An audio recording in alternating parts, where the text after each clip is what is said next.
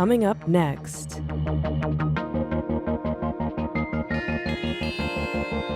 Stay tuned to learn more about student interest in blockchain technology. Reimagine 2020.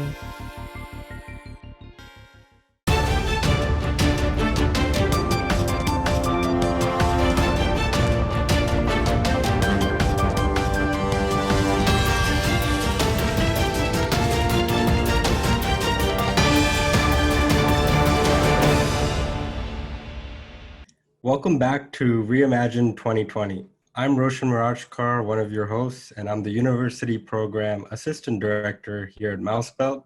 And I'm here with a special guest today that's been involved in the crypto industry in a very unique and engaging way.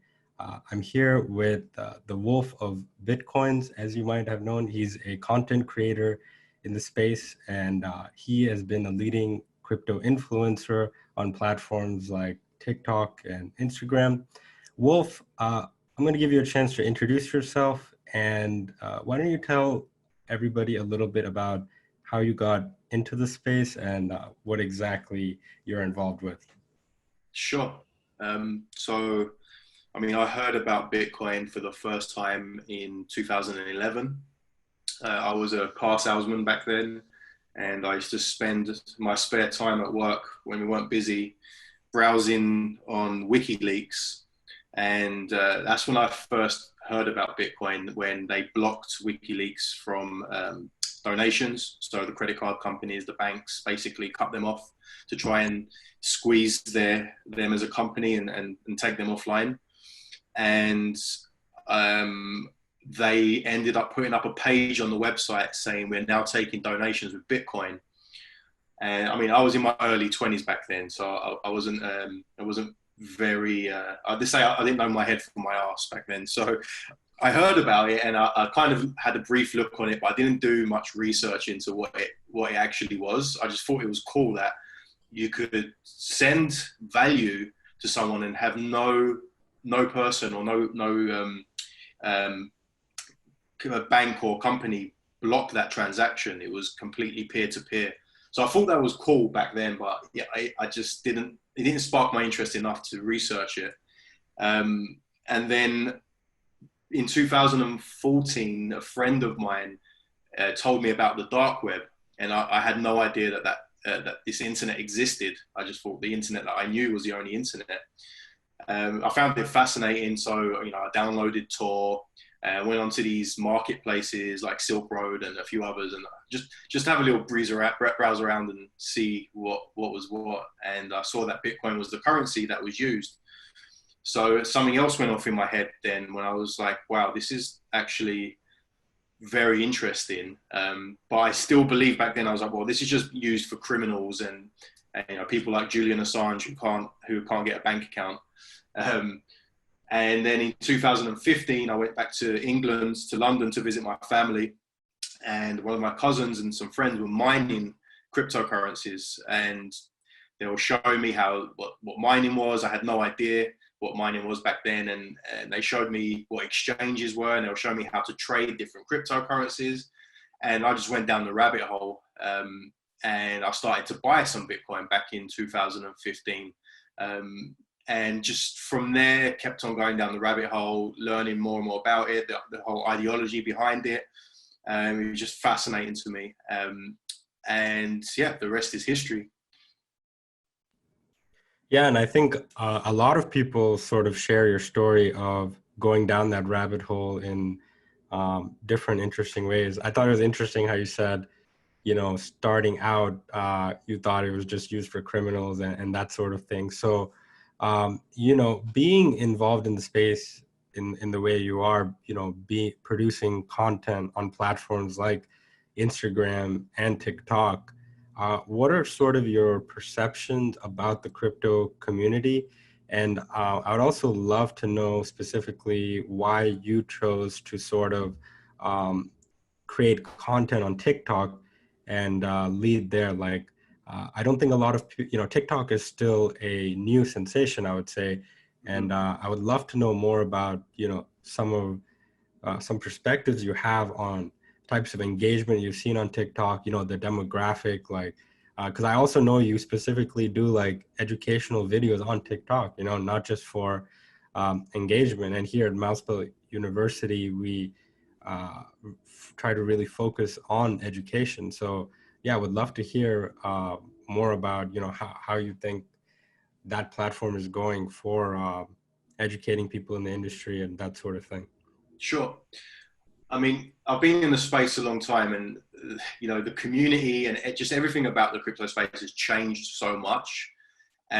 Some for the better, some for the worse. Like I said, back when I first heard about it, and I said that it's only criminals that use it. That was more of the case back then. When now it's not the case anymore. Maybe a very small percentage of criminals still use crypto, but I mean, the majority of it is being used for legitimate reasons. But what I've seen over the years is, it was more of a closer community back in the day, where now it's very divided and very tribal, which I don't like. You have your XRP maximalists, your Bitcoin maximalists. You have all this maximalism, and honestly, I'm really against it. Like myself, I'm very pro Bitcoin, but I am also very much aligned with innovation. And if something's very innovative and can change the world, or change the way we do things for the better, I'm all for it. So I'm not against every other cryptocurrency, but I mean, for the most of them are just garbage, scams, just a way for people to print money. They're just kind of piggybacking off of a technology that was created, which is Bitcoin, and trying to make it better, but it doesn't work. So what I've found out is, or what I've seen is, there's not much, like if you're new to crypto and you have no idea about it, where are you going to go and get information? Well, if you go to crypto Twitter, you're just going to get a load of misinformation and just a load of noise that is really confusing. So when I started off on Instagram, and I'll be honest with you, I set up my account just for fun. I never had the intention to become a content creator or an influencer. It was beginning of 2017, crypto was popping off. I had a lot of spare time on my hands, and I thought I'd start an Instagram account. And I gained a large following, and people liked my content. So I kind of just took it from there. And I was like, you know what, instead of shit posting like memes, let me, post some like opinions and maybe some educational stuff. Instagram kind of really died off, especially for crypto, mainly because of Facebook being just a really bad company, and changing the algorithms to really hurt businesses or content creators that were putting out content, and Facebook weren't making any money from it. So the problem with crypto and advertising crypto is you have all these bans on Google and YouTube and Facebook. They were worse, they've lifted them a bit now, but what happened was a few years ago when they put these bans out, businesses no longer used Instagram to advertise because they weren't allowed to if they had a crypto company or blockchain company. So they went around that and come directly to content creators like myself and paid us directly. Facebook, Zuckerberg didn't like that, so he decided to penalize us by changing algorithms and basically hurting our reach. So, I mean, that really pushed me away from Instagram. I still use Instagram, I'm still active on it, so I've still got a big following, but I looked at TikTok as this new emerging platform, and I looked at how the algorithm works, and it's completely different to how Instagram works. There isn't really any bans or anything on there. Obviously, like the content is definitely monitored, but if the content's good and it's within the guidelines and it's engaging, you get massive reach. And that's what I realized. So I set up an account and I looked around to see if there's any other content creators or people on TikTok that were promoting or pushing crypto or Bitcoin. And there wasn't really. There was a few people, but the problem is with crypto and Bitcoin, it can be quite daunting or a bit boring for the younger generations. And the majority of people on TikTok are, your teenagers, people in their 20s. and that the content I was finding was very technical and it wasn't getting much engagement. So I thought, right, let me experiment with this. Let's try and make this fun and engaging and spark the interest of the younger generations. Because at the end of the day, all of this crypto is going to mean a lot more to them, and it's going to be a lot more in their lives than it is in ours. Right? Our parents ain't going to use cryptocurrency. I mean, we will, but the future is all digital, whether it's crypto or even fiat currency. Everything's going digital. So I feel that the younger generations really need to be educated on this and understand it. And right now, no one's really doing a good job at that. There's a few people doing it, but the majority of the crypto community are just trying to make money. And what they're doing is being promoted to people that are already in the industry, whether that's through an ICO or whatever. But no one's really reaching out to the kids or like the teenagers or the up and coming generations to be like, hey, this is what this is. This is how it works. So I thought one way that I could do it, because a hobby of mine, I used to be more involved in it back a few years ago, but now it's just a hobby, is mining. So, you know, I have a few mining rigs set up at home. So I thought, you know what, let me make some videos about mining, because I know a lot of the younger generations, they're gamers, they understand what GPUs are, they think mining's cool. That's something from Bitcoin or crypto that is a bit cooler than trying to explain to them what it is. So I started posting videos about mining and they just blew up. I think Cointelegraph made an article about me saying I was the first account on TikTok to take crypto viral.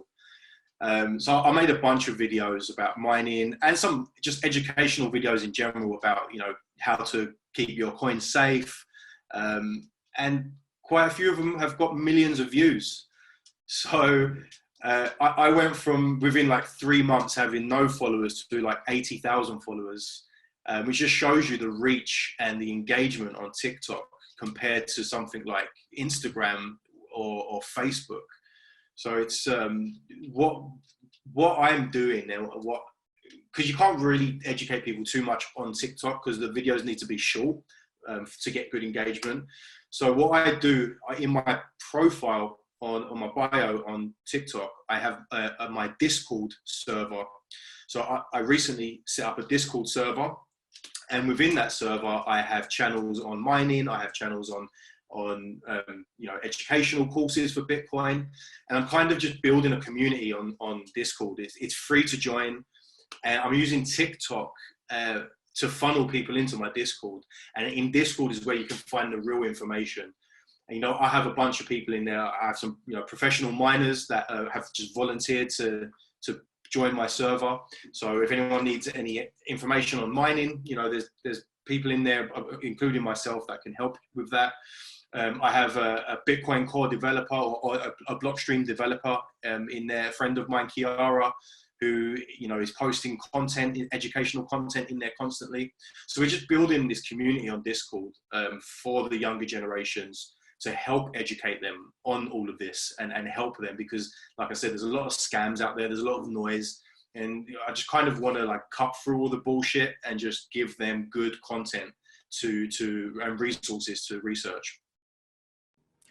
Yeah, and I think I saw that Cointelegraph article, or I think even Forbes, that featured you, and I did see that TikTok of I think it was a really cool mining rig, right? And yeah, you brought up a really great point of how doing more, not only educational material, but also showing some of the you know, the people that are not in the space yet, the kind of the cool element as well is, I think, really important. Because for me, I think a lot of the tech is solid and the tech works, but for a lot of these products to flourish and even for the industry to benefit in general, it requires kind of a community effort. And yeah, I'm glad you brought that up, because I think we've also been chatting with some of the other content creators there, and everybody sort of has different approaches. You know, some are working more with the crypto communities, like with established companies and trying to help them create content. I saw that you in particular, you know, you've kind of built this community of your own. So, what are some trends or actually advice that, you might give, I guess, the people that are not in the cryptocurrency world that are maybe watching this and want to get more involved? Or, what are some things you would also see maybe change, that you might want to highlight? Like, it can be the types of content that is out there, or it can even be like, how do we sort of break down some of these barriers even further, like going forward? Sure. So I feel it's important when learning about Bitcoin. So the first thing I tell newcomers to this is like they're all excited and they want to invest and they want to make money. And I'm just like, slow down, okay? Because it's not that easy. It's not that simple. First of all, learn what Bitcoin is. And I always send them, for example, I'll send them to Jameson Lopp's website, lopp.net, because there's hundreds of great links on everything Bitcoin related, and they're all vetted. It's no crap. It's all legitimate. So I always send people there. I'm like, look, spend a couple weeks reading about Bitcoin, and before you try and invest or try mining or anything like that. And I also think it's important that people have to have at least a basic understanding of money. Because no one gets taught about money in school. This is the one big problem that we have, is we don't get taught money in school. Like, yes, people can go and take a class on economics, but they don't learn what the history of money, what the gold standard was, why we're not on it anymore.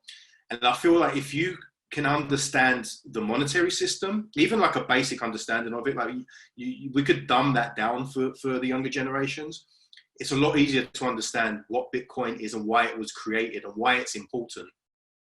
So I feel that if you're new to Bitcoin, don't just learn about Bitcoin and what it is as a technology, but why does it exist? Why did we get taken off the gold standard? Why was the gold standard important? What is fiat currency? All of these things together give someone a really good understanding of what this is and why it's important. And I just don't feel there's not many people doing this right now. And so one of the hurdles is, okay, like everyone that is launching an ICO or has some kind of altcoin, they spend a lot of money in advertising and educating people on their projects, but not many people are doing that for Bitcoin. Why is that? Well, there's no CEO. There's no one really behind the project apart from the people themselves. So I feel it's on us as Bitcoiners to educate people, because there's no company that's going to do that, right? No one's in control of Bitcoin. No one's shilling Bitcoin like people like Roger Ver used to before they went and built their own S coin, and now they shill their own coin, but no one's really doing that for Bitcoin. So like I think Bitcoiners, and there's a lot of content creators and Bitcoiners out there, like YouTubers or on Instagram, start educating people on what this is. Stop shilling your services or your trading course or this or that. Like, yeah, that's cool, do that as well, but let's start actually looking at the future generations, the up and coming generations, and let's start educating them on what this actually is, why it exists, why it matters. That's important. That's what's going to change the game. That's what's going to help mass adoption. All these projects and these other 5,000 coins, they're not helping with mass adoption. It may be a little bit, but showing the new generations what this is what's going to onboard new people into this space. Yeah, I love how you said, I love the focus on education specifically, even coming from a content creator like yourself, because, of course, engagement and building up a strong community is, always important. But I would say it's quite difficult to do all three of them really well, build up the engagement, the following, and educate people at the same time, especially for something so new. What I find interesting is that sort of the traditional emerging technologies, they're learned kind of pen and paper with the book. this type of emerging technologies, even myself, I found myself learning more from other people, going to meetups, watching content online. And the interesting thing, I think you mentioned it earlier too, is sort of, influencers like yourself, you sort of have that opportunity to create the actual baseline, frameworks of understanding, I would say. Basically, there is no guide to a lot of these things because it's so new. And, a lot of the other types of organizations and industries out there are still behind. So it's more of a movement with the people. What I was going to ask you is, do you see yourself moving to sort of these different crypto social media platforms? I would love to, and I'm all for them. Like Library, for example, as one of them, like an alternative to YouTube. I can't stand the platforms that exist right now. YouTube, Facebook. I despise these organizations and these companies for censoring content. Like just the stuff they do is completely against what I believe in.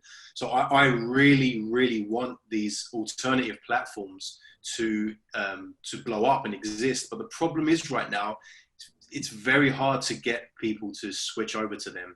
Like the general public are so used to just going onto YouTube and just how that platform works. Change is hard, like, when you switch from one platform to another, it takes a while to get used to, and you're just like, don't like this, don't like that. But I am all for, and I am going to start setting up accounts on these platforms, and I'm going to try my best to get engagement out there. But just from what I've seen right now, it's going to take a while for people to adopt them. But I am all for them, absolutely. Yeah, many of them have sort of been in the works, and I think even Reddit a couple of days ago. Yeah, I saw that. Yeah, you saw that, right? That's pretty interesting. I love it. So I'm sure while you're, producing all this content and engaging with interesting people, so how do you exactly get new ideas for inspiration? And like, what do you think is, maybe happening with ideas and different things in the world right now in retrospect to, some of the other events that have taken place? Like, for example, yeah, we just had the Bitcoin halving, and, the government is printing different money. Like, do you specifically kind of see those changes in like sentiment or perception? Me, I can say, like, I've had more friends, of course, messaging me again, wanting to learn more about Bitcoin. Most of it is still like investment, but I would say like slowly they're wanting to know more about the technology before they invest, like this time around. Like kind of phase 2 is what I like to call it, I guess. We had our phase 1. For sure. No, I agree. I mean, and this is why I go back to why it's important for people to fully understand Bitcoin and what it is and why it exists. You need to understand the financial system and the economy, the fiat system, all of those things. And now more than ever, I think fundamentally Bitcoin is stronger than ever before. Now, we saw Bitcoin emerge out of the fallout of the last recession in 2008, 2009. And, this is kind of why Satoshi, whoever he, she, they are, created this system. Now, 10, 11 years later, we're in a similar situation again, but even worse, I think, where now the governments are printing unlimited amounts of money. And again, sentiment is changing because of what's going on with the economy. People are like, okay, now even people like Paul Tudor Jones, a traditional hedge fund manager, billionaire philanthropist, someone that you would never expect to be talking about Bitcoin, is openly saying, I've just put $100 million in Bitcoin to hedge against inflation. So fundamentally, more than ever, Bitcoin is strong. Sentiment is definitely changing. Like for a few years now, a lot of people got scared away from crypto because of the bear market we just went through. And you saw the sentiment change completely from 2017 when everyone and their mother was buying Bitcoin, to now, or in the last couple of years, where everyone's a bit like, I'm not too sure. It's a dot-com bubble kind of thing, to now where they're printing unlimited amounts of money, the economy is, at a standstill. The stock market's crashed. Sentiment is starting to switch back, and people are starting to realize, okay, this is sound money. It's speculative. I'm not one to sugarcoat stuff. I could sit here and talk for days about how amazing Bitcoin is, but there's a lot of issues still too. It's a very speculative thing to invest into, but with what's happening in the world, I feel like it's the right time right now to at least have some of your portfolio in Bitcoin. Yeah, definitely. And I thought it's interesting that you were kind of being more honest too, and that is the truth. Bitcoin is a speculative asset, and it's it's better to honestly have that education first before maybe buying it, like you said, because then you get a lot of misconceptions about what exactly it is. And as you fall down the rabbit hole, you get all these new types of perspectives, at least I have, about what it actually is. And For sure. while we're to kind of wrap things up, while we're talking about speculation, I'd love to get your thoughts on sort of how are you reimagining 2020 and the next year going forward? What types of trends do you think will take place in the next phase of this industry, so to speak? Like, you brought up great points that there's some huge traditional investors that are finally putting their actual assets to hedge against that traditional infrastructure, right? So and what are some trends that you think will either change, or trends that you would like to see change just going forward in the next year or two? Sure. So, 2020 is a very interesting year. That's to say the least. It's going to go down in history with everything that's going on. And I feel, like I said, in the last recession, we didn't really have Bitcoin. And even if we did, it was so early on, traditional finance investors would not have touched it. Now, 11 years later, we're in another, what could be a recession, but we're definitely in some turbulent times with the economy. And I think now we're going to start seeing these traditional investors and these hedge funds start allocating some of their funds into Bitcoin. So I think one thing we're going to see in 2020 is some institutional money coming in. It's already happening. Look at JP Morgan. Was it JP Morgan recently that is now back in or allowing Coinbase and some of the larger exchanges to? That was JP Morgan. And if you look at those series of tweets, so to speak, past couple of years, it went from a fraud to we're not going to care about it to let's bank you. We've gone from it's a fraud to, okay, can't beat them, join them kind of mentality, right? The banks do not like Bitcoin, obviously, but at the same time, if there's money to be made, they're going to get involved. So that's one thing I'm seeing. I think institutional money is going to come in. Now, I'm not saying this is going to, trillions of money of dollars is going to come into the market, but it's a start. It's a start. And what you find is once you see one person do it, you're going to start seeing others follow. It's kind of how it is. Like, everyone's waiting for the first guy to step in before they do. So I think that's one thing we're going to see in 2020 is institutional money coming in. And I feel like people, because of this lockdown, a lot of people now are spending a lot of time at home and spending a lot more time doing research. And I feel that we're going to see a lot more people understanding what this is. And, they don't have a lot of people are losing their jobs. So I think online businesses are going to thrive from this. And I feel like a lot of online businesses now are going to start accepting cryptocurrency more than they had before. Like we had a time when you could pay, Bitcoin was accepted on a lot of online businesses, and then it kind of died off a bit just because of the transaction times, it's not really built for that right now. But I feel a lot of that is going to start coming back again, especially with Lightning Network. Whenever that launches and is live, like fully, that could be a year from now, from what I've heard. But I feel like now we're going to see a lot more online businesses pop up. I think a lot of brick and mortar stores are not going to survive, and they're going to go online. So I think there's going to be a whole new wave of online businesses that are going to be accepting cryptocurrency, which is going to help drive adoption as well. What else do I see happening in 2020 in the space? Unfortunately, I think S-coins are still going to be around. I think a lot of them have, like, the bear market hasn't treated them very well, but there's still too much crap in this space. Unfortunately, that's still going to be around for like at least the next bull run. But I do think that we're going to start to see more innovative projects. Not like the last wave of the last alt season was just pipe dreams and ideas that have now not really come to fruition. Like, we still have our blue chip altcoins like Ethereum that I don't think are going anywhere, and have a use case, and Monero.